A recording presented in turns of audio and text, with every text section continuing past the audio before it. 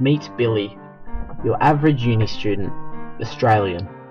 In his recent class tests, Billy scored above most of his classmates and in a moment of elation exclaimed his happiness to his friends. His happiness, however, was not returned. Instead, he was met by somewhat scathing remarks and his achievements were brushed to the side. Understandably, Billy was rather upset. Now meet Sarah, aspiring entrepreneur who has wonderful ideas for a new business. Now instead of receiving good luck and support, Sarah is told by others how she will never reach her goals and will never succeed. Understandably, Sarah was rather upset. Now what do these two people have in common? They're Australian, yes. They're successful, yes. But more importantly, they're what we call tall poppies. This term has been around colloquially in Australian English since the 19th century concerning controversial awarding of knighthood to people purely of social situations. However, it wasn't until 1989 when the term was added to the Australian National Dictionary, being defined as a person who is conspicuously successful and whose distinction, rank or wealth attracts envious notice or hostility.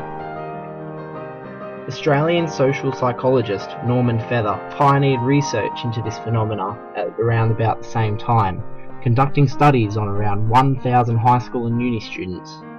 In one of these studies, the students responded to a scenario where either a high achiever or an average achiever experienced failure. Surprise, surprise, the students reported to be more pleased about the high achiever's fall. Now let's take this back to looking at Australia as a whole. We support the underdog, call everybody mate, and give everybody a fair go. We are known by the famously misinterpreted definition, the lucky country. Using big words here, we fall as an egalitarian society. Everybody's equal, and no one should be regarded as any higher than anyone else. And this is, I believe, our downfall. Look back at poor old Billy and Sarah. If they had been encouraged, they could have been motivated to and become contributing members of our society.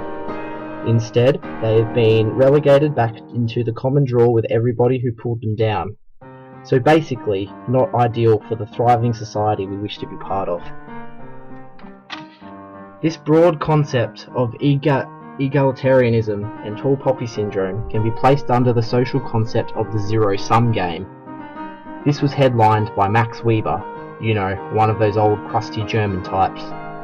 In the zero-sum game, power and prestige is a commodity which cannot be created nor destroyed. Now we're getting pretty philosophical here, so please bear with me. Now this means that for someone to rise in status, another must fall. A person who has more prestige is purely an obstacle for another's quest to gain the same prestige. Now a common counter-argument I hear to the prevalence of tall poppy syndrome in Australia is due to the fact of the idolisation we Australians have with our sports stars.